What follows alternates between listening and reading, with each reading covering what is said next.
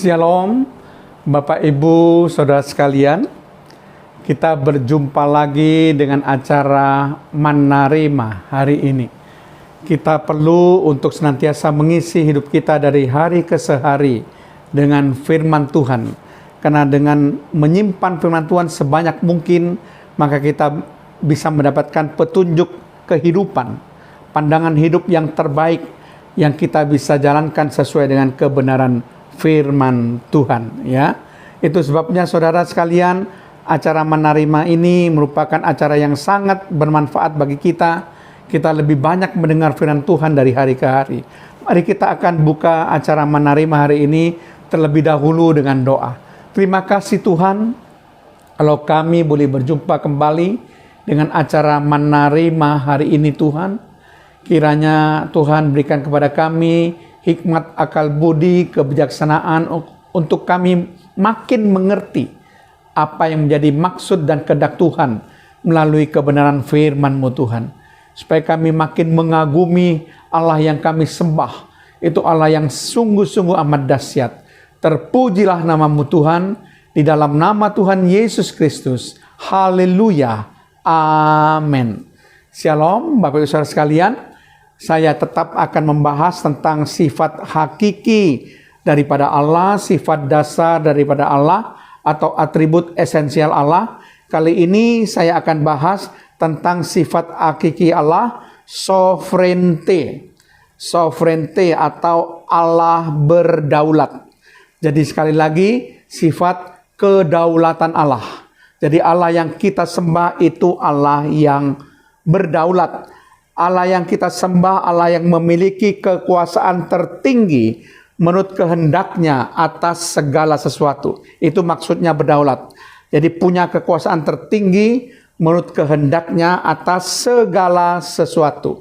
Mari kita akan melihat bagaimana Allah kita adalah Allah yang berdaulat. Dia punya kekuasaan yang tertinggi atas segala sesuatu. Dan segala sesuatu itu terjadi menurut kehendaknya. Bukan karena kehendak orang lain atau pribadi orang lain, tetapi pribadi Allah sendiri. Mari kita lihat contohnya bagaimana firman Tuhan menggambarkan Allah kita, Allah yang berdaulat atau sovereignty. Di dalam 1 Samuel pasal yang kedua, ayat yang ke-6 sampai 8, kita melihat bagaimana Allah itu adalah Allah yang berdaulat, Allah yang punya kekuasaan yang tertinggi, saudara. Dikatakan demikian, 1 Samuel 2 ayat 6 sampai 8, Tuhan mematikan dan menghidupkan.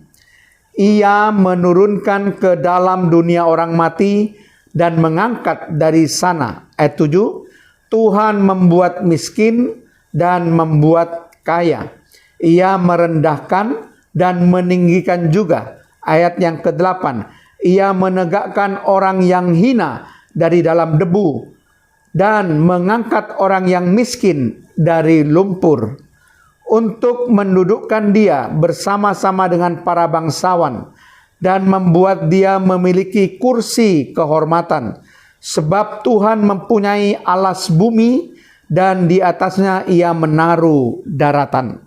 Ini suatu ayat yang menggambarkan kedaulatan Allah yang luar biasa, kekuasaan Allah yang tertinggi menurut kehendaknya yang tidak bisa dilanggar, tidak bisa dibantah oleh siapapun juga, saudara. Nah, dikatakan di sini Tuhan berdaulat untuk apa? Mematikan dan menghidupkan. Jelas sekali Allah punya kedaulatan untuk menarik nyawa orang dan juga untuk membangkitkan orang kalau dia menghendaki. Ada banyak peristiwa di mana Tuhan membangkitkan orang dari kematian. Juga Tuhan bisa juga mencabut nyawa seseorang kalau Tuhan mau, saudara. Jadi Allah kita berdaulat untuk menentukan kehidupan, untuk mematikan dan juga untuk menghidupkan, untuk menurunkan ke dalam dunia orang mati atau mengangkat dari dunia orang mati, saudara. Bahkan juga dikatakan di sini Allah berdaulat untuk membuat miskin dan Allah berdaulat untuk membuat kaya. Jadi Allah bisa berbuat apa saja karena Dia adalah Allah yang berdaulat. Allah bisa memberkati saudara berlimpah-limpah sehingga saudara menjadi orang yang kaya. Juga Allah bisa mengambil segala harta benda saudara dengan membuat saudara menjadi miskin. Saudara, ada banyak cara Allah untuk menghukum kita. Kalau kita ini begitu sombong, kalau kita mengandalkan kekuatan kita, maka Allah bisa mengambil segala apa yang kita punya, saudara. Tapi saya percaya Allah mengasihi saudara dan saya. Dia tidak akan berbuat semena-mena. Kalau kita tetap menghormati dan meninggikan Tuhan, maka Tuhan tetap akan memberkati kita. Di sini dengan jelas dikatakan bahwa Tuhan bisa membuat orang didudukkan bersama dengan para bangsawan, membuat dia memiliki kursi kehormatan. Itu karena dia punya kuasa untuk mengangkat orang, ya, punya kuasa untuk merendahkan orang. Kalau orang direndahkan, Allah juga punya kuasa. Tapi orang juga bisa ditinggikan, Allah juga kuasa. Bukan hanya untuk membuat orang jadi kaya, tapi dia juga bisa membuat orang jadi miskin. Bukan hanya membuat orang direndahkan, tapi juga bisa ditinggikan. Jadi saudara sekalian, kita harus hati-hati dalam hidup kita. Jangan sombong, jangan mengandalkan kekuatan kita secara manusia. Mari kita mengandalkan Tuhan. Kita menaruh harap pada Tuhan. Kita bersandar sepenuhnya pada Tuhan. Kita bergantung kepada Tuhan. Karena Dia adalah Allah yang berdaulat, yang bisa berbuat apa saja menurut kehendaknya. Kita akan melihat lagi suatu contoh di Alkitab. Suatu contoh di Alkitab itu dapat terlihat dengan jelas dalam Yesaya 40 ayat 25 sampai 26. Ini juga menggambarkan kedaulatan Allah yang sangat luar biasa. Yesaya 40 ayat 25 sampai 26 berbunyi demikian. Ayat 25, dengan siapa hendak kamu samakan aku? Seakan-akan aku seperti Dia, firman yang Maha Kudus.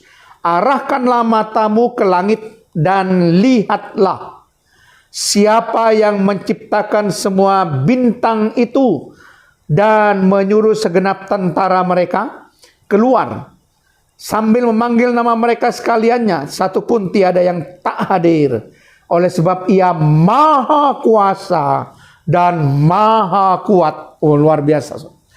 Di sini Yesaya menggambarkan bahwa dengan siapa Allah itu dapat disamakan. Tidak ada. Allah tidak bisa disamakan dengan siapapun juga. Dikatakan Allah yang menciptakan semua bintang. Bintang itu digambarkan sebagai tentara langit, saudara. Allah yang menciptakan semua bintang dan Allah tahu nama satu-satu bintang, saudara. Karena Dia adalah Allah yang maha kuasa dan Dia Allah yang maha kuat. Karena Dia Allah yang berdaulat menentukan apa saja yang menurut kemauannya, menurut kehendaknya, saudara. Tidak ada seorang pun yang bisa menghalangi, saudara. Itu adalah kedaulatan Allah yang sangat luar biasa. Bahkan saudara kalau perhatikan di Perjanjian Baru, di dalam Roma pasal 9 ayat 20 sampai 21, bagaimana Allah berdaulat disamakan sebagai tukang periuk yang punya kedaulatan untuk membentuk apa saja tanah liat yang ada di tangannya, saudara.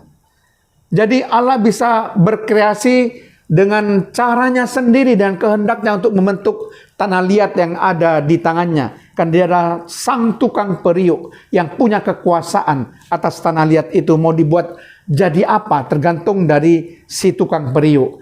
Roma 9 ayat 20 sampai 21 dikatakan, siapakah kamu hai manusia? Maka kamu membantah Allah. Dapatkah yang dibentuk berkata kepada yang membentuknya, mengapakah engkau membentuk aku demikian? Ayat 21.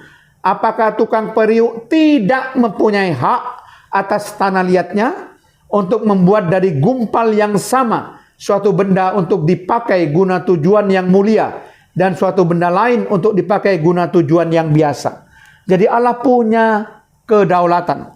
Dia adalah sang tukang periuk yang punya hak untuk membentuk tanah liatnya. Dari gumpalan tanah liat dibentuk benda dengan tujuan yang mulia. Dari gumpalan tanah liat membentuk benda dengan tujuan yang biasa. Karena Dia punya kedaulatan.